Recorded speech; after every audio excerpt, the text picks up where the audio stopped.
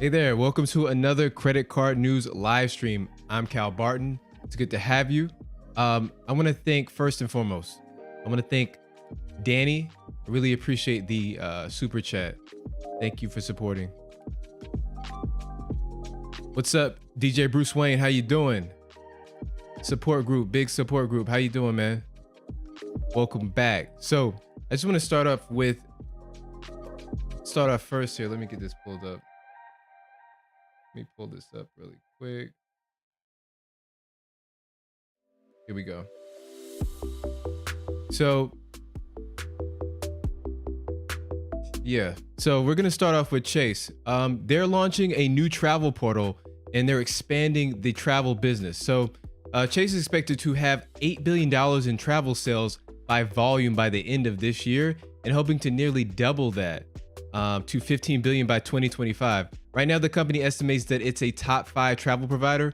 They will deliver distinctive content and experiences and become a full service travel agency to small business and premium leisure travelers. So they plan on catching up to competition and launching late this year. And so that competition is really Capital One and Amex.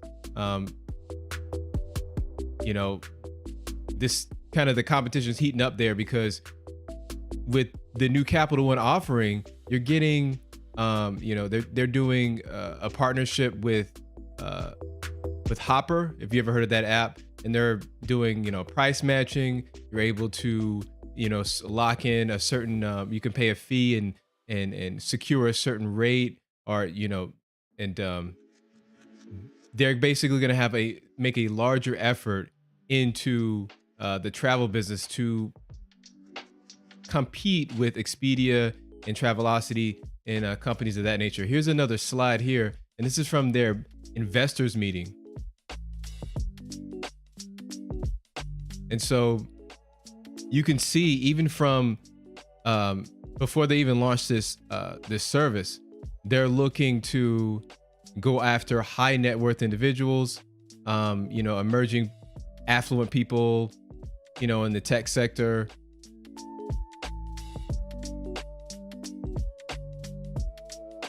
And they're going to be focusing on their luxury hotel and resort collection. They actually acquired, also they acquired the CX Loyalty and another provider. I don't believe it's listed here.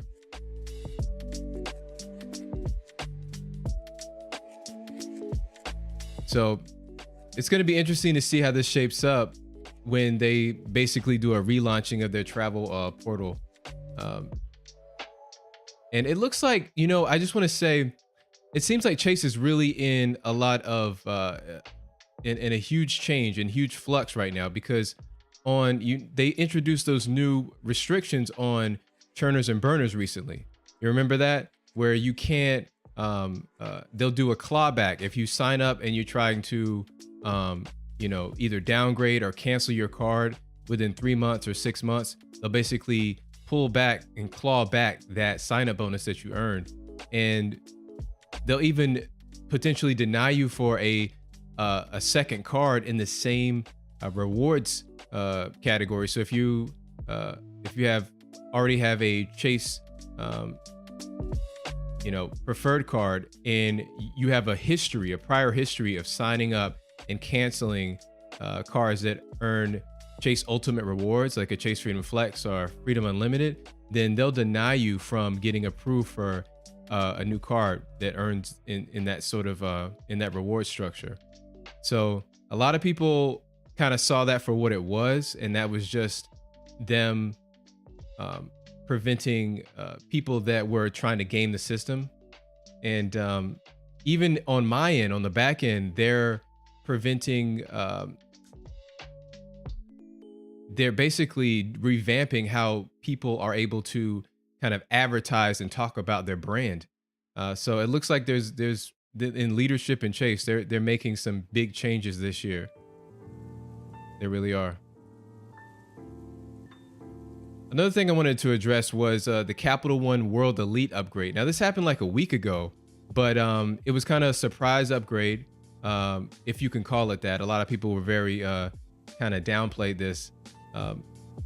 Basically, what happened was that Capital One sent out kind of a mass email, a mass update to what seems to be mostly people that were longtime customers of that had a Platinum Mastercard initially, and they gave them World Elite benefits. And so what those elite benefits include are Mastercard, you're getting zero liability protection, you receive round-the-clock customer service assistance, which is 24-hour banking, and you unlock a handful of experiences, exclusive access to events, things like that. Now, those are things that I typically don't use, and I don't really see people getting much value from that. You know, if you could tell me in the comment section, have you used a benefit like you know, collision coverage or you know, extended warranties on purchases? I personally have not used benefits like that, but it's good to see that they're offering something, they're changing something in the background. But I just want to say this: what I've noticed kind of studying Capital One is that they don't do formal rollouts for new features. They don't do a press release like you would typically expect from a large company. They just kind of in the shadow of the night seem to push these updates out and then just blindside everyone to, you know, and I discovered this with their travel portal. They're offering 5% back with the Capital One Quicksilver and the Saver cards. You're getting 5% back when you purchase hotels and rental cars through their travel portal. There was no mention of that when they first released the portal, and there was no update, no formal update. So we just kind of discover these Easter eggs and just kind of get blindsided with these updates. And I expect that to continue.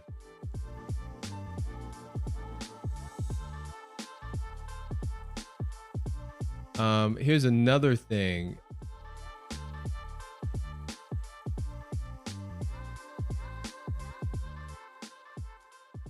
Yeah, I think that's it there. So this was a slow week, and you guys, we're gonna discuss what has been going on in your credit card journey. But I wanted to answer a few questions, and I'm going to start some things that just popped out to me, and I just want to figure out ways to bring you the most value. Someone asked, how do you know? How do you change your bucket status with Capital One? So the prevailing wisdom on this question is that there's no real way to change your bucketing status. Okay. The most, I think the tried and true method of getting out of a bucket is going to be applying for a brand new card. And I think that still works the best. There are instances where people have been able to upgrade or on the back end. I guess they've been moved around after about, people have said after about 5 years, they've been able to increase their credit limit with Capital One. It seems to take an extended amount of time. So the thing is, it usually is more beneficial to apply for brand new cards from other credit card issuers rather than put in the time and effort to grow a bucketed card. So that's the general wisdom on that. If anybody has any objections, please let me know in the comment section, but that's what I found to be the case. Another question a subscriber has asked, or they made a statement first. I know there's a lot of visceral, there's a lot of just gut reaction to Capital One. So he says they are a joke. They're a complete joke. They did a mass upgrade on May 24th. A lot of people to the World Elite Mastercard with no increase, just small benefits that doesn't really matter. It doesn't matter at all. Yeah, that's pretty much what it was, and which we already discussed. A lot of people were having questions about, was anything changing with their credit limit? Were they being upgraded to a brand new card? Yeah, it's really just a minute change for the Mastercard benefits. And I've seen some reporting done that said that this is really a Mastercard issue. They decided to make a change to who was being allowed to have access to the benefits. And this was something that was pushed through by Mastercard, which is the payment network.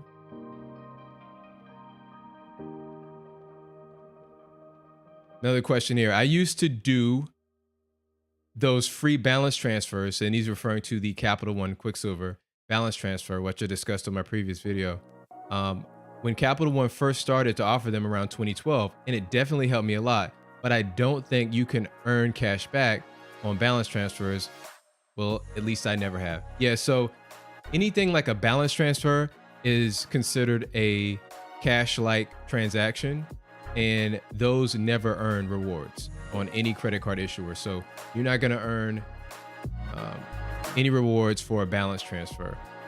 So that's out of the question. So another person asked, why would anyone want that big of an increase though? Beginner here.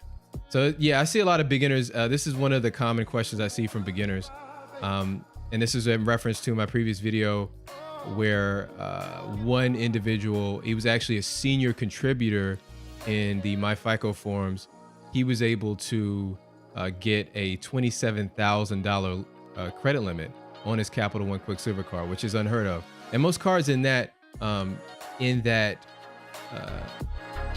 section or in that category, they're usually limited to about a $25,000 limit from what I've seen. So cards like the City Custom Cash card and the Chase Freedom Flex and Freedom Unlimited cards, they seem to be limited to $25,000 credit limits. Now, when you get into other cards like from Navy Federal, I know Nino, I know you're here. I know you have over a 25, you probably have like a $30,000 limit on your Navy Federal flagship card. So when you go over to the credit union side, you're able to earn are able to increase your limits much higher. And it really depends on the year and the climate, the financial climate, because from what I've seen recently with PenFed, they've limited new card holders to a $25,000 limit. So that seems to be a standard in the industry. But just to answer this question, why would anyone want that big of an increase? there's a few reasons why you want a big increase. Is if you already have a lower total available credit limit, increasing that available credit limit will inversely affect your credit utilization rate. So as the higher you can get your available credit limit, the lower your credit utilization rate, which is just the ratio of how much limit you have and how much limit you use. So if you can raise that limit, even if your usage stays the same, your credit, the percentage that you're using is just going to go down. So a lot of people want to have that breathing room to make large purchases or just make regular purchases to make sure that they're staying within that 1 to 9% credit utilization percentage. So having a higher limit just gives them breathing room, just gives them peace of mind, knowing that it's there. And plus, there's some prestige attached to that. There's, you can beat your chest and say, hey, I got a big credit limit. So there's a couple reasons there. I want to know in the comment section, why do you want a large credit limit? I find that for me personally, $10,000 is enough. It's more than enough. So, but I know a lot of you have, $10, $20, $30,000 limits. If you let me know, let us know in the comments why you want a larger limit and what is your largest limit.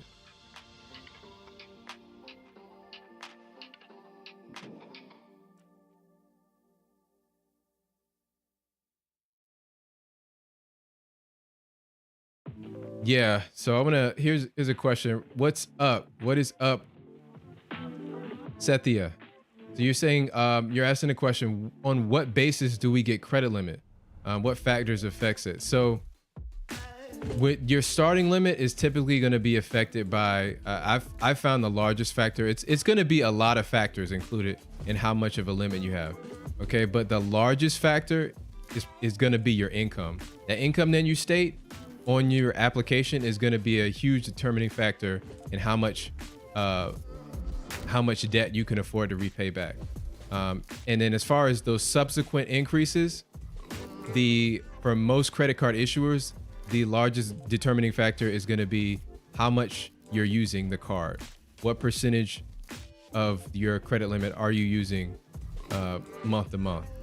And that's because credit card issuers typically want to see you using their card a lot because they're going to get more interchange fees per transaction. They charge interchange fees to the merchants that you buy from. And then if you're working with credit unions, it seems to be the number one determining factor is going to be your relationship with them. So you have to relationship build, and that usually takes a good amount of time, and they want to see you using their products. They want to see you using their loans, personal loans. They want to see you using your direct depositing into your checking account with them. And so that's what they're focused on.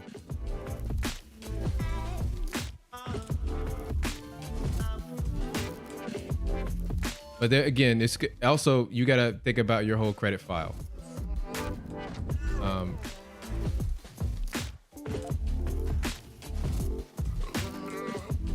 I've seen evidence that credit card issuers are going to look at your other accounts as well. What are the limits on your other credit cards? I find, and I'm not sure if how big of a deal that is, but I've seen that quoted in a few different places. Another question here. My personal strategy was to just get better cards. The Quicksilver is a beginner card, and while you're making all this effort to get an increase, it's probably easier to just get better cards. And I definitely agree with that. There's really, a lot of people consider the Quicksilver card a stepping stone, something to just get your foot in the door to build your credit. I think the Quicksilver card can be used even as an experience, like someone who has other options. I have a few reasons why I would still use the Quicksilver card. And I think some people, if you don't have other cards that don't charge a foreign transaction fee, you can rely on a Quicksilver card that has 0% foreign transaction fees. Another thing I really like about the Quicksilver card is the Eno feature, where you can use their their Chrome extension to basically create unlimited virtual cards. So if you're someone who likes to sign up for different subscriptions, and you like to sign, and you like to, you're making purchases maybe on some unsavory websites or something you don't trust. Maybe you don't trust some of the places that you're buying from. You can use a virtual card to make that purchase, so that you're not putting your main account with Quicksilver, with Capital One, at risk. So it just gives you some peace of mind. And then if you want to set a hard date to deactivate that particular card, then you can do that right from the beginning. So you don't have, just the more ways that you can automate things. I really love options like that.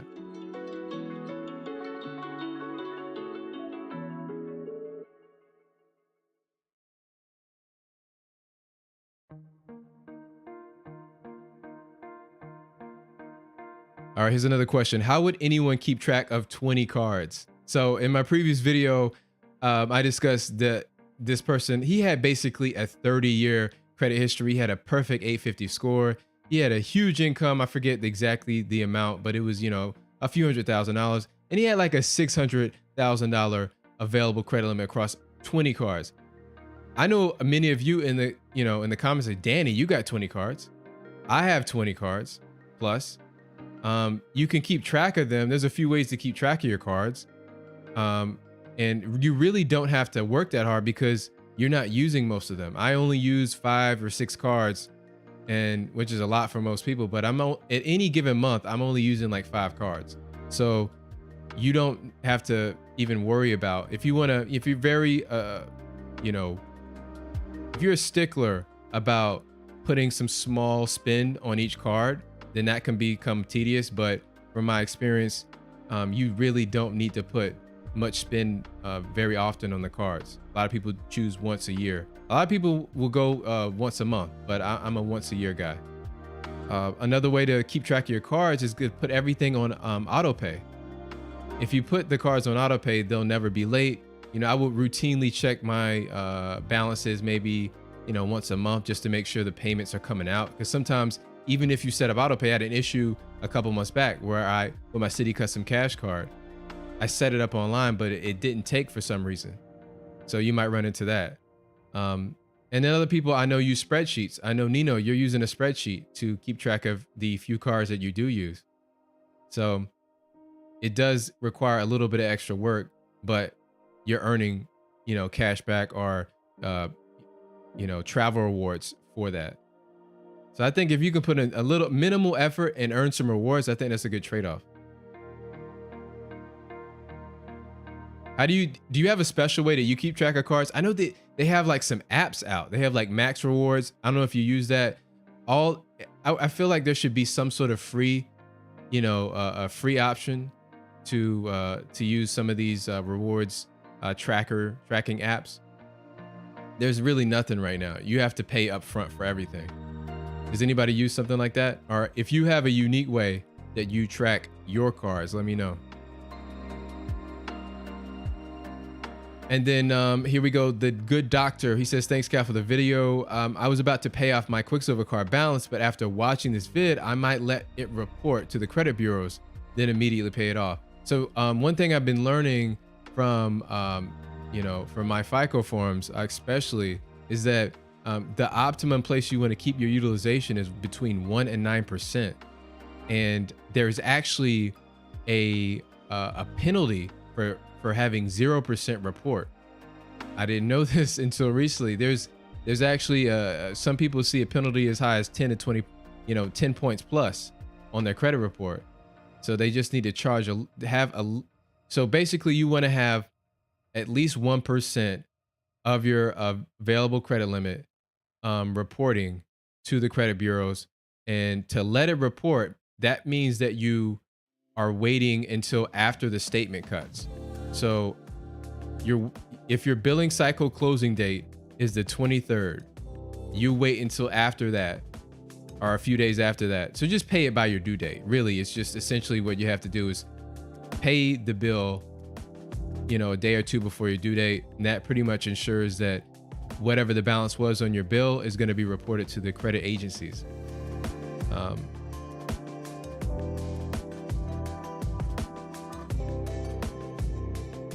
So I know a lot of people are going to pay their by the statement date. I know that's very popular, and which is fine. But if you want to get the most optimum, your best personal score, you want to pay,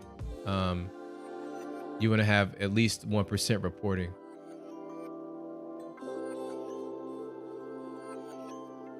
Another thing I've noticed that people do, another strategy is the AZO, or all zero except one strategy. I know a few of you might know of this. Basically, you're gonna let all of you're gonna pay all of your credit card balances down to zero before the statement date, except for one card, and then you pay that card. What's happened there? You guys hear me?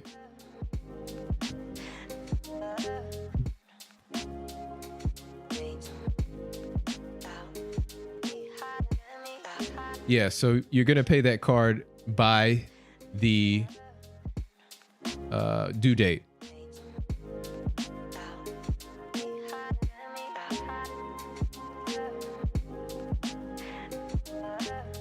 All right, thanks.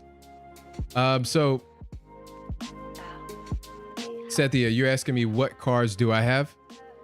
Yeah, so I start out. Yeah, Joe, I heard something here. I started seeing a ghost. I was worried. All right. So you asked me what cards do I have? So I have the I started with the 2% flat rate card, and that's going to be my SoFi credit card. And I do pretty much all my banking through SoFi. I have their checking account, I have their investment account, and savings, of course. And the thing I like about that strategy is that I'm able to earn cash back with the card. I have auto pay set up, and then on the first of every month, I have auto redeem. So I never have to touch the card. Nothing has to be triggered. I should automatically get cash back with that. For utilities, I'm using the US Bank Cash Plus card that allows you to pick one 5% category and two 2% categories. And so for the 5% category, I choose utilities. It's one of the only cards that lets you earn, extra cash back in that particular one category. And so I get 5% there. Then I have, and here's a pro tip. I have 2 Citi custom cash cards. So one of the custom cash cards I use for groceries. So I get 5% back up to $500 per month. And then the other Citi custom cash card I use is a floating one, because you're basically getting 5% back in your top spending category. And so I could use it for entertainment. I could use it for gas. It just depends on the month. I have a Verizon Visa card that I use just for Verizon at this point.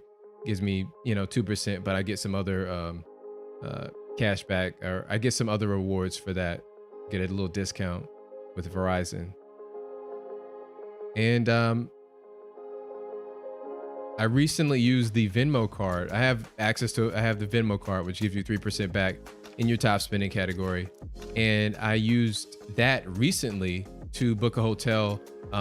They gave a targeted reward for giving you $50 when you spend $500. So I used that over the weekend. That was nice. I think that's it. I think those are the cards. I have an Amazon store card. I'm getting 5% back for all Amazon purchases. And yeah, I think that wraps up. I might have to do like a what's in my wallet video. I have never done. Well, I actually did one maybe a year ago, but it's time for an update.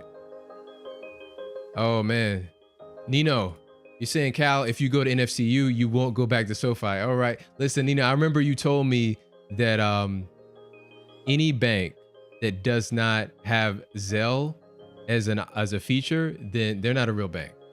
All right, I can't get those words out of my head. Listen, if I really work for it, I can get into Navy Federal. It's just I'm kind of locked into SoFi right now. I like, again, you know, I like automation.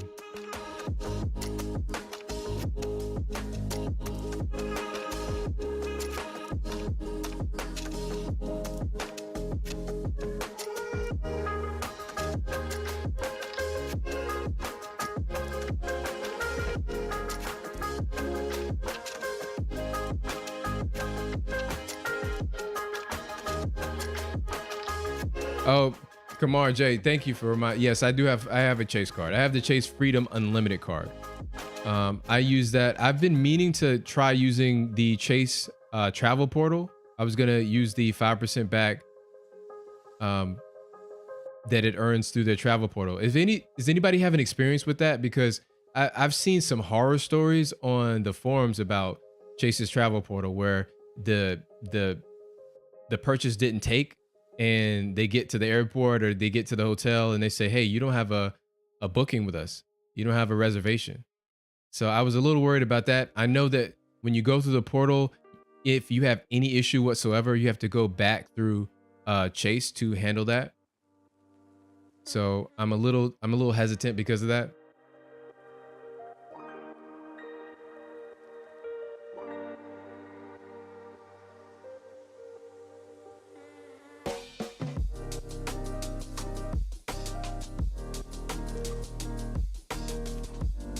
Oh, I got to tell you guys, actually, I used, I have the Discover It card. It's being shipped to me right now. I applied for one just on a whim. I see what I could get. One of my, one of my audience members actually referred me, so I got him $100. So that felt good. If you're watching right now, I hope that you get that $100 soon.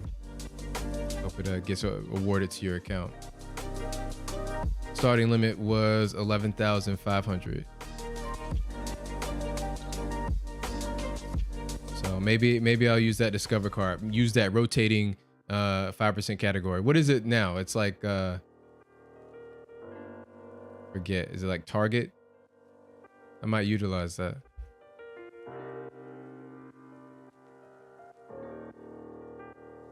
So I want to know, did anybody else get a credit limit increase, or did you get approved for a new card?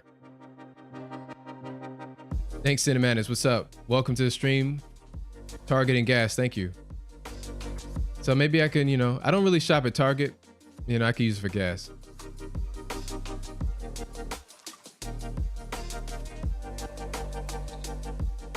All right, Kamar, you saying you have you've used the Chase travel portal to book a flight and hotel last year? No issues.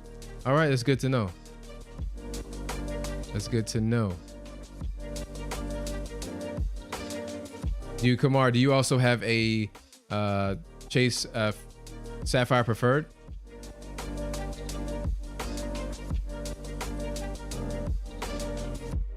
I know that's huge in our community here. Danny, congratulations on the Amex Blue Business Cash. Congrats. And you got a $9,000 limit. Nice. So yeah, guys, you correct me if I'm wrong. To get a business credit card, you just need to meet there's really no minimum requirement there. You can just say that you're a sole proprietor, you have like a small business, and you can get into a business credit card.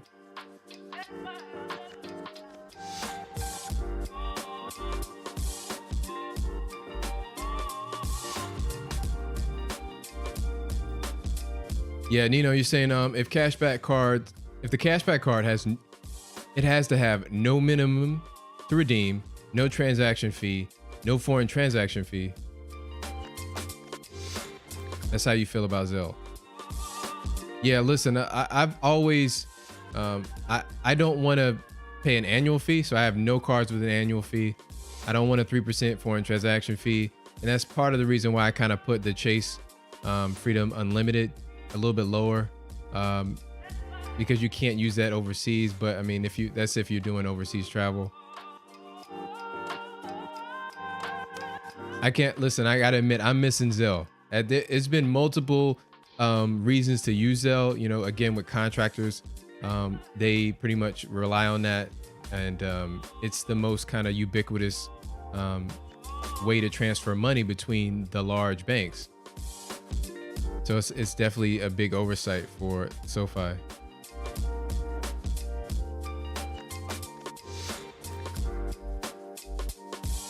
Cinemanis, nice. Congratulations.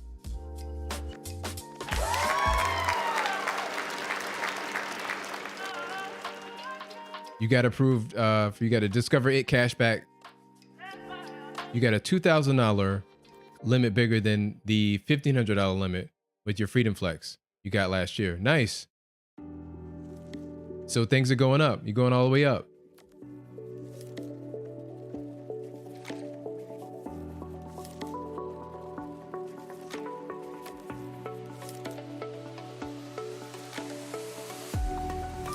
Wow.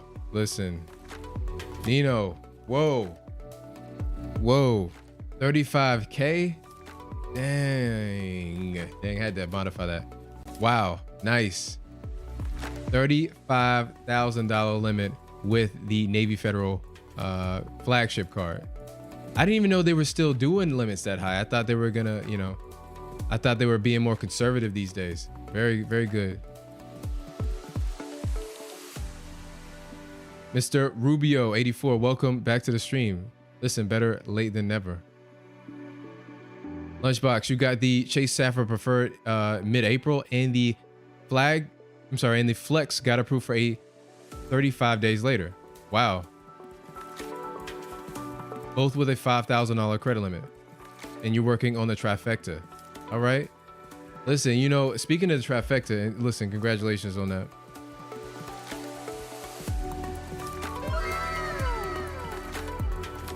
Congratulations on that, Lunchbox. Have the new rules, did that worry you at first? I know initially I thought, oh, the trifecta is dead. I thought they were kind of killing that, but really it was just for those churners and burners, as they say. So the trifecta is still alive and well.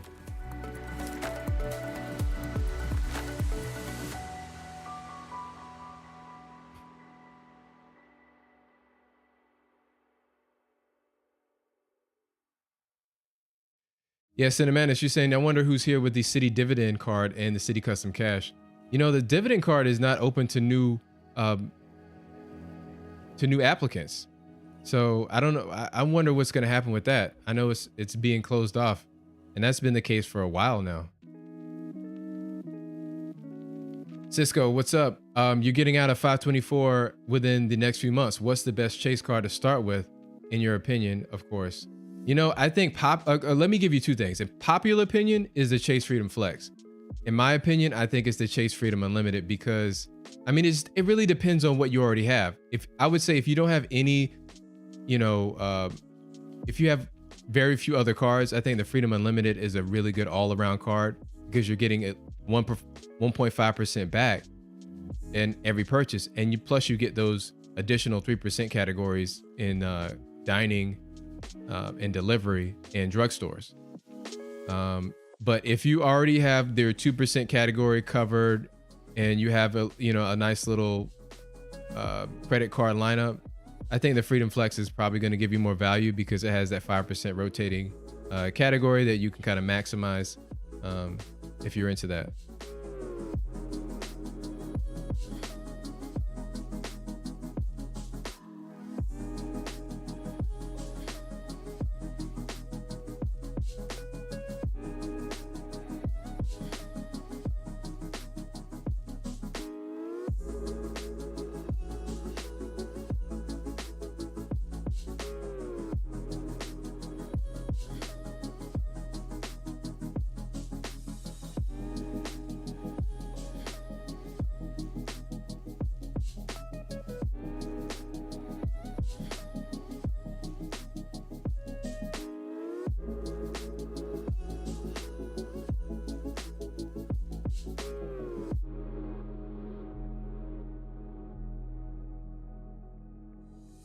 Sathya, what's up? So you're saying, can you do a video on US Bank Cash Plus, please? Thinking of getting it.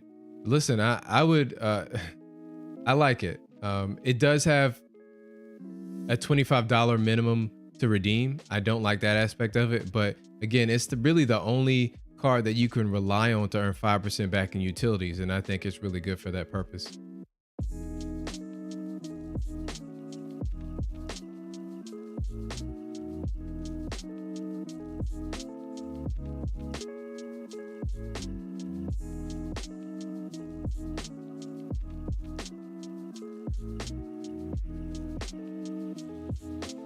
And just to the Chase card, you know, as you already know by the title of this channel, I'm really big into cash back.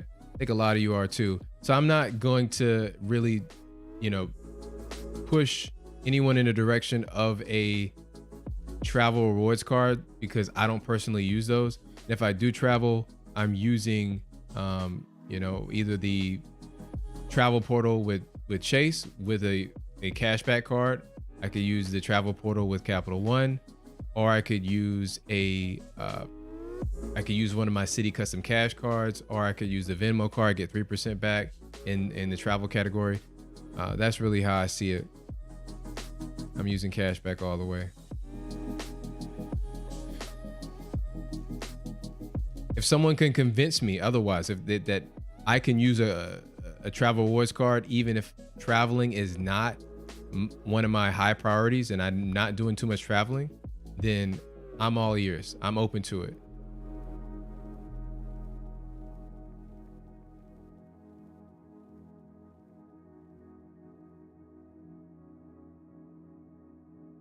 I'm open to it. I actually had a subscriber.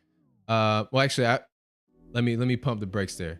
I had someone comment on my last stream. He said, I wish I was there. Someone asked a question about their gold card, their Amex gold card, which I know is very loved in the community.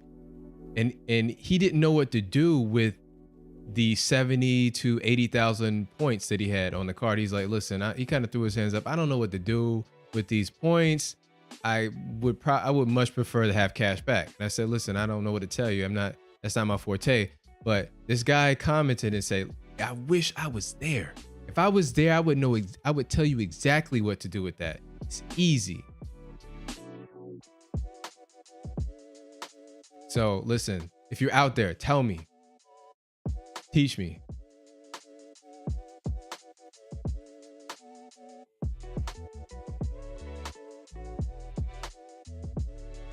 Yeah, so Nino, okay, that's a good question.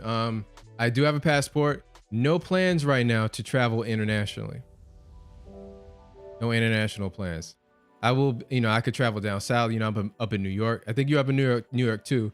You know, I travel down south, travel, you know, out, yeah, just across the country. That's about it at this point.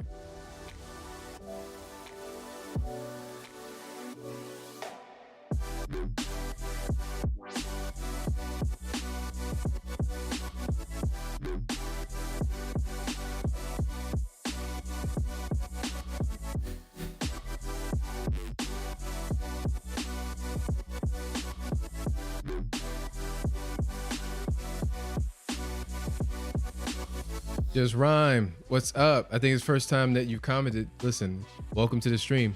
So you're saying I'm gonna get my utilization down to 1% for the next billing cycle and see what it does for my credit. Thanks for the advice, player. You're welcome.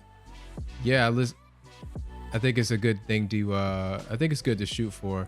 I find myself not really paying close attention to, like, I have all my cards set up to pay by the due date, and I find that it's not really affecting me, and it all depends on where you're at. Because if you already have a large total available credit limit, then if you're not spending too much to begin with, then your typical spending is gonna fall within that, you know, small percentage range. And for me, I'm usually staying within, you know, within the 2 to 6% range month to month.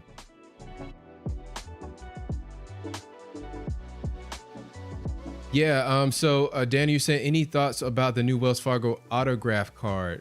I I know that it's basically a rebranding of the Propel card, if I'm not mistaken. It's a points card. So once I saw that it was points, I think you're getting 3 points in certain categories. You know, I definitely like. I don't have too many thoughts on it. It's not a card that I would normally cover just because it's a rewards card. But yeah, I don't really have many thoughts on that.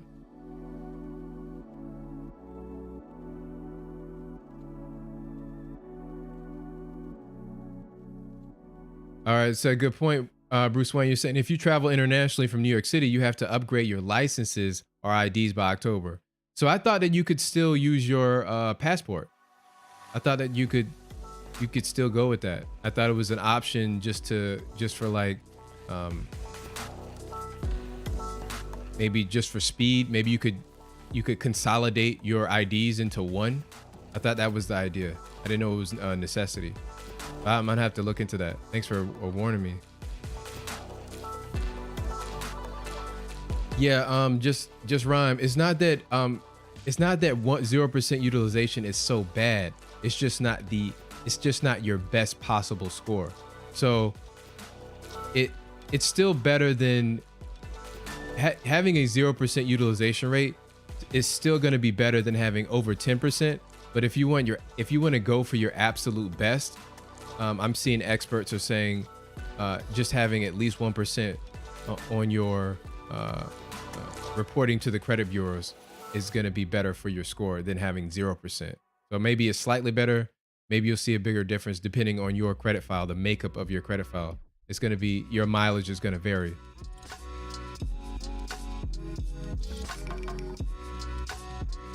All right, Danny, you're saying with the Propel card, you can redeem for cash. Oh, really? Okay, I like that. I like the sound of that. It's 1-to-1. So if you want to redeem 2,500 points, it'll be $25. Okay. Listen, I'm all for that. If you want to 1-to-1 cashback redemption, that's great.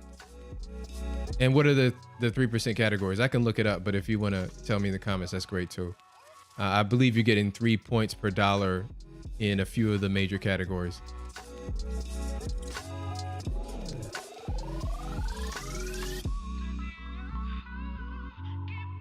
You're saying, yeah, that's a good point. Cinnamon said, what happens to utilization if your only card is a charge card? From my understanding is that charge cards don't report that aspect of your credit card, so they just don't. It just doesn't get reported to the credit bureaus. So that's what I know, but I'm not sure, you know, the nuances of the reporting and how if it's like worse or better if you just have a charge card. That's a good question.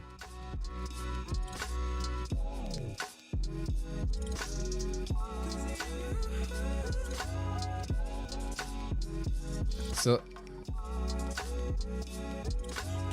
okay, welcome to the stream, Celia Saint Eve. I hope I got that right. I finally caught you live, and I want to say thank you. I stumbled across your channel, and I've been hooked since. Oh, right, those are glowing yeah, comments. Thank you. I really appreciate that. I've learned a lot about credit cards, and I see the difference in how I use my cards. Nice. That's one of the best comments that someone's gave me. I appreciate that. Danny, you're saying 3x. You're getting 3x on ride shares, restaurants, streaming service, gas, and some other popular places.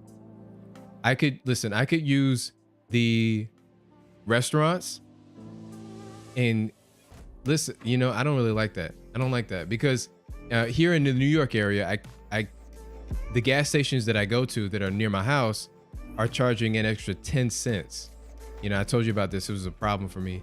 I would use it for gas. So that's great because I could, in theory, use that. Streaming services, listen, the only streaming service that I use is YouTube. I have YouTube Premium. That was that $20 a month, earning 3x back. That's not going to be good for me. Restaurants, I could spend a few $100s a month on restaurants. So for me, it's not looking like the card. Ride shares is only, I would use ride shares just for traveling. I could rack up some a good amount, but listen, I already have the Venmo card that I could use for that. I have so many cards already that are gonna give me, I have the Venmo card, gives you 3x back. I have my floating city custom cash card, it gives 5% back in any given category. So for me personally, that wouldn't get me excited.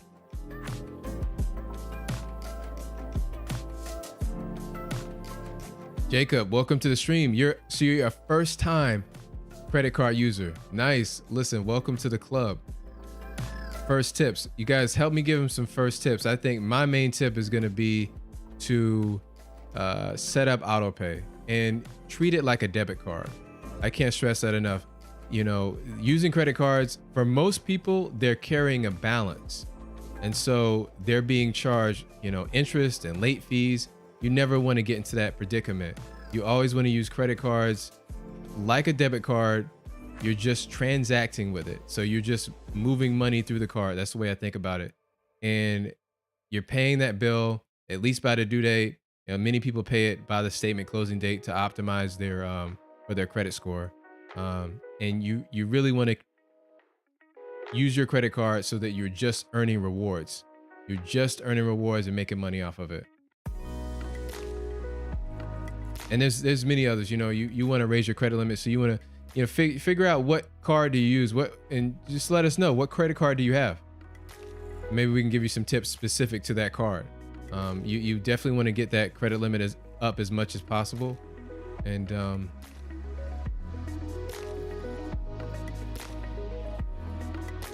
another thing that I've learned through watching people is that some of them will, to help them make payments, they will pay their credit card bill every time they use it. So maybe you don't use it for a week, maybe you don't use it for 2 days, but as soon as you make a purchase, say you go to the grocery store and spend $50, when you get home, put $50 back as a payment on your card. So if you're, you know, if money is a little tight and you don't know if you're going to be able to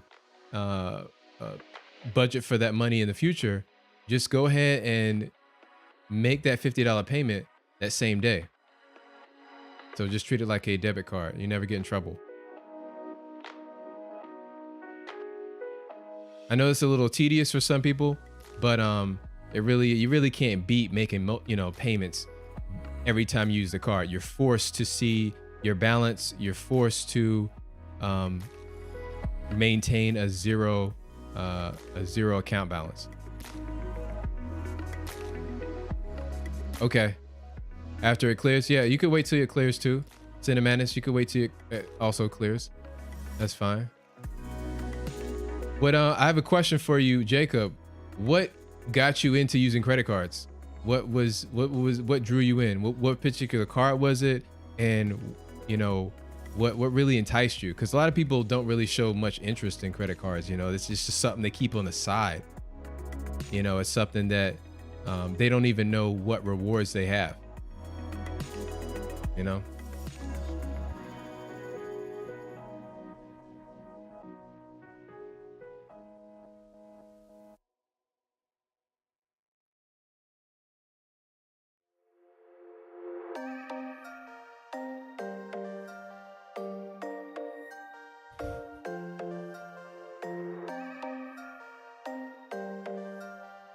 Danny, well, so you came back with another one. Wow. Thank you, sir. You said, what's in my digital wallet for your next vid? Okay. Yeah, I have. Listen, you saw I had it in a few videos where I showed my digital wallet, which I use all the time for the grocery store. If I could use it 100% of the time, I'd be using my my phone for those purchases. I'll have to do a what's in my wallet video at some point. Okay, so Jacob, you're saying you want to build credit up and you have that payment history to get a house. Okay, so your main objective is building credit. Well, listen, you're going to get a side benefit, and that is some extra cash in your pocket. depending on the card you use, it could be a nice little, especially during those high spending months. If you're spending on the house, or you're trying to accomplish something and you just have a high spending month, you can definitely get a good amount of cash back. So it's good for building credit, but you can earn some money on the side. Just know that there's an optimum card for your spending. You want to pay attention to how you typically spend money. What you want to look at your account and see what categories are you spending a lot in. Tip for most people is going to be groceries. It's going to be, maybe if you're younger, it's going to be restaurants. If you have to travel long distance for work, it's going to be gas. So a really good place to start, I find, is going to be a flat 2% card, and that's going to be your Citi Double Cash card. And there's many others on the market, but Citi just seems, it's the most reliable. It's tried and tested. It was one of the first on the market, and you really can't go wrong with that.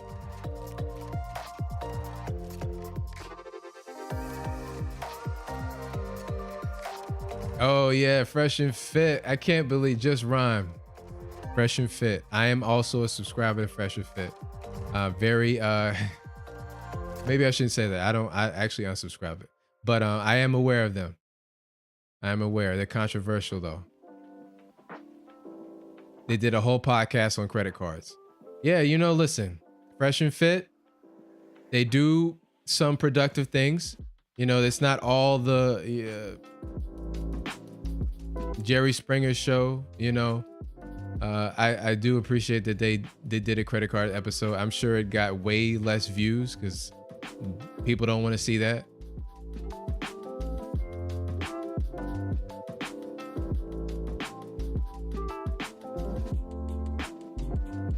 Yeah, that's a good point. And just to add on to what you're saying, just Rhyme, it makes sense why you're using a debit card when it does zero to help you, while at least you can get 1 to 5% back with a credit card, for example. Yeah, you're gonna get that cash back. And really, anybody who is buying from a merchant, everybody really has to participate in this credit card game. You know why? Because merchants bake in the cost of transacting with credit cards into the price of their items. So the fact that a good segment of the population is using rewards cards, which charge merchants between 1 and 3%, they have to move that cost over to the consumer. And so they're gonna inflate the prices of their items. So if you're using a debit card or you're using cash, you're actually missing out on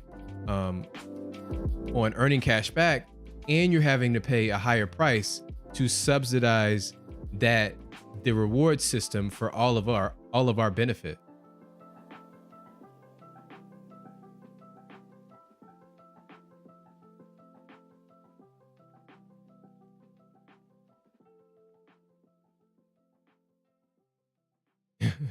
There you said, oh, I hear you and Fresh and Fit eat the meat and spit out the bones. Wow. Okay. I'm not sure what that means, but listen, you got they're alpha males over there. Alpha males.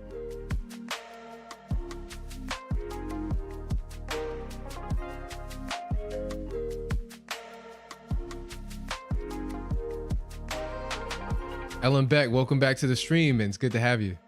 Welcome back.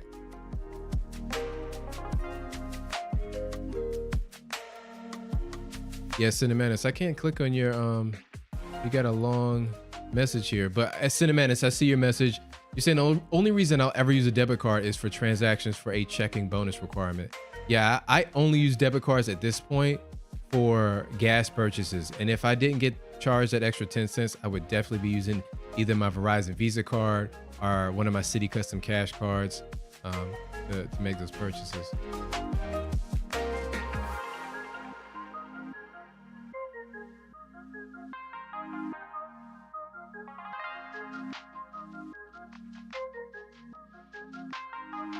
Just rhyme. You said, are you in Brooklyn? I used to live in Brooklyn. I am not. I'm on Long Island though. Not in Brooklyn anymore. Used to live there though. Crown Heights. I was in Crown Heights previously.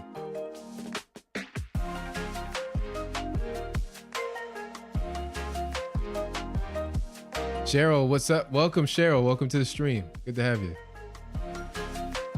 Think what's the highlight of the stream here? We just to give a recap. You know, if you have any Chase cards, just to go back real quick.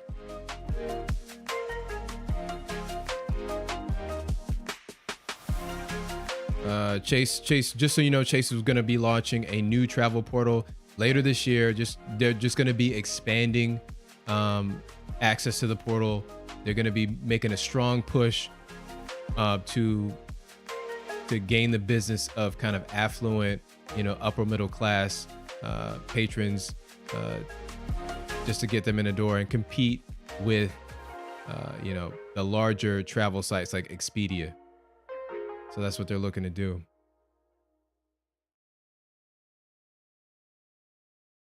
Yeah, it's the main thing here.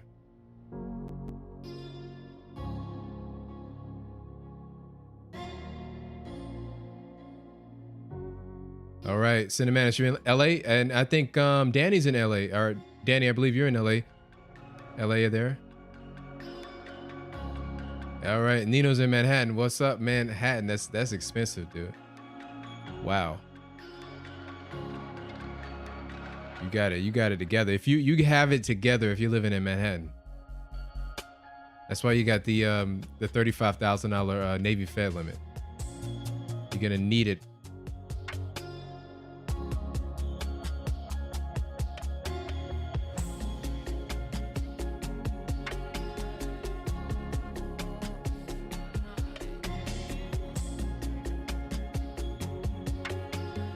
All right, DJ Bruce Wayne, you're in Brooklyn. All right, Brooklyn, stand up, nice. Yeah, Nino is balling out of control. Jorge, listen, welcome to the stream. You were here, Jorge. You were here earlier. I haven't seen you in the chat, man. Well, listen, guys, thank you for joining for the stream. I'm gonna be back next week, you know, same time, 7 p.m. Sunday. Everybody have a great rest of the week. And I'll see you next time. All right.